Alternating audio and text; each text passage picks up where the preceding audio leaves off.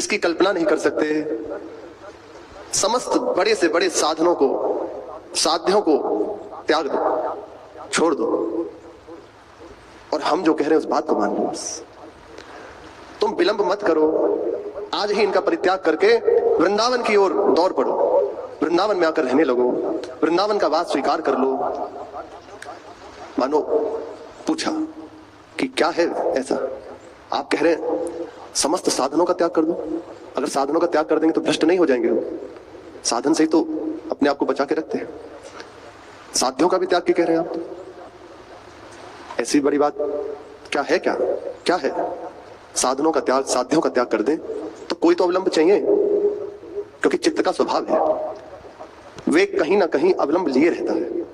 मन बिना आश्रय के रह नहीं सकता, इसका स्वभाव है। तो कोई आश्रय तो बताइए।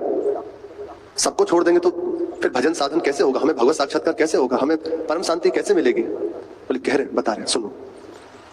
वृंदाटवी मनुसर प्रणयेन चेता, वृंदावन का अनुसरण करो, वृंदावन की ओर दौड़ पड़ो, उसका आश्रय स्वीकार कर लो। वहां तुम्हारे हृदय में जो चिंता हो रही है ना कि अवलंब, बड़े बड़े साधन साध्यों को त्यागने की आप कह रहे, तो क्या है? क्या सत्तारिणी कृत स्वभाव सुधार सौघम, सज्जनों को तार देने का स्वभाव ही जिनका है, पूर्ण प्रेम रस साक्षात मूर्तिमान होकर विराजमान है, अद्भुत प्रेममयी मूर्ति है, वहां विराजमान, जिनका नाम राधा, राधा जिनका नाम है, ऐसा दिव्य जिनका नाम है, वे वहां विराजमान है। इनका स्वभाव ही है तार देना। इसलिए तुमसे कह रहे हैं कि सब साधन साध्यों का त्याग करके वृंदावन का अनुसरण कर लो, मुख में राधा नाम, श्री वृंदावन धाम का वास, बस। तो मानो प्रश्न कर रहे हैं कि आपने कहा सत्तारिणी कृत, सज्जनों को तारने वाले हैं। हम तो सज्जन नहीं है, हमने तो बहुत पाप किए हैं, आज भी हमसे पाप हो रहे हैं, नहीं संभाल पा रहे अपने को, हमारे मन की ऐसी दशा है। वे प्रभु को भी नहीं छोड़ता, एक वास्तविक बात। फिर हम तो सज्जन है नहीं, और सज्जनों को तारने का स्वभाव है। और इसीलिए तो कह रहे हैं वे ऐसी निधि है कि तुम बुद्धि के द्वारा समझ नहीं सकते। इस धाम का प्रभाव ऐसा है कि जहां इस धाम में प्रवेश हुए, आगे श्लोक में कह रहे महाप्रभु, यद राधा पद किंकिनी कृत हृताम सम्यक भवेत् गोचरम, ये वृंदावन धाम केवल दिव्य सहचरी भावापन्न महापुरुषों के सामने ही प्रकट होता है, वही इसको देख सकते हैं। ध्येयम नेव कदापि यत्र बिना तस्या कृपा स्पर्शता, बिना कृपा के, श्री किशोरी जी की कृपा के, जिसका ध्यान भी मन से नहीं किया जा सकता, ऐसी इसकी अद्भुत महिमा है। लेकिन यत् प्रेमामृत सिंधु सार रसदम पापैक भाजामपि, कहां ऐसी दुर्लभ महिमा, और वहीं सबके लिए सुलभ कर दिया गया। पापैक भाजामपि, साधारण नहीं, भाजामपि, पाप रूप हो गए हैं साक्षात। तद वृंदावन दुष्प्रवेश महिमा चर्यम हृदय स्फुरजतु, जो केवल श्री लाडली जी के चरणों का आश्रय लेने वालों के हृदय में ही स्फुरित होता है, किसी भी और उपाय से जिसे देखा नहीं जा सकता, ऐसा वृंदावन धाम। श्री जी की कृपा हमारे ऊपर है, तभी सुनने को मिल रहा है, तभी हम वृंदावन की बात कर पा रहे हैं, यहाँ आने को हो रहा है। इसका प्रभाव ऐसा है कि बड़े से बड़े घोर पापी को भी प्रेमामृत सिंधु में डुबो दे, ये वृंदावन का स्वभाव।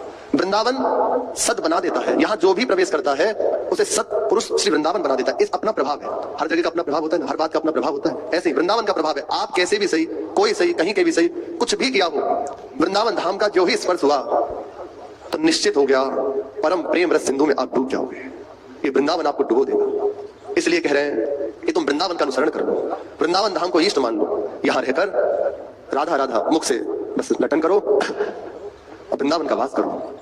भूख लगे तो मांग कर पालो, और बेपरवाह होकर यहाँ पड़े रहो, जो वस्तु प्राप्त होगी तुम संभाल नहीं पाओगे।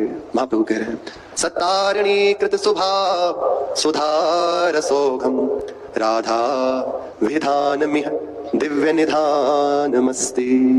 राधा नाम वाली अलौकिक निधि यहाँ विराजमान है, जिनका स्वभाव ही तार देना है, वे तुम्हें निश्चित प्रेम रस सिंधु में डुबो देंगे। इसलिए हे चित्त, तो निश्चिंत होकर एकमात्र वृंदावन का आश्रय ले। महाप्रभु कह रहे हैं अद्भुत बात है। एक एक श्लोक के पद के अनेकों भाव होते हैं, शब्द के दो अर्थ होते हैं, ब्रह्म में और जो लक्षित, जो उसका अर्थ है। किसी का एक लक्षित अर्थ होता है, इसका यही है।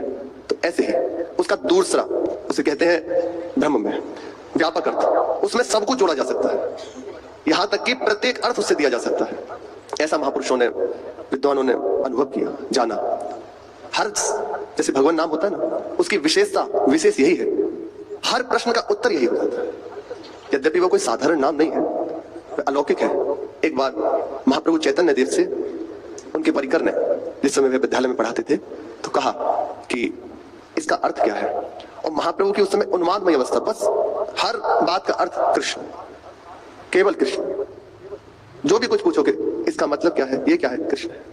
तो विद्यार्थियों ने पूछा कि प्रभु इसका अर्थ समझा दीजिए। बोले कृष्ण, बस कृष्ण, यही इसका अर्थ है। यह है ब्रह्म में व्यापक अर्थ, एक लक्षित अर्थ। जैसे इसके पूर्व के श्लोक में था, महाप्रभु कह रहे हैं कि मैं मार्जनी बन जाऊं, और इसका दूसरा भाव यह भी है कि मार्जनी लगाने वाली बन जाऊं। तो जिस समय उपासक के हृदय में, ये कोई आपको सही कहे, गुरुजनों से सुना है, ये कोई बुद्धि का विषय नहीं होता, ये केवल कृपा का विषय होता है। उस समय उसके हृदय में आ क्या रहा है, यदि विद्वता के द्वारा तोला जाए तो आप चूक कर जाएंगे। सच्ची कहते हैं। आप उसे जैसे मान लीजिए आपको कोई बात लगी कि ऐसा नहीं ऐसा है, तो उसको बस अंदर रख लीजिए और प्रभु से प्रार्थना करें, प्रभु मेरे अंदर ये बात आ रही है, इसका समाधान कर दीजिए। तो आप देखना, या तो तत्काल उसका समाधान अंदर हो जाएगा, या उसी के द्वारा आपसे कहलवा दिया जाएगा कि क्या भाव था उसका कहने। कई बार ऐसा होता है, श्री महाराज जी के मुख से वो बात है और उसका अर्थ कुछ और है, निकल रहा है। तो वहां ये नहीं कहा जा सकता। एक बार श्री महाराज जी ने कहा, तिलक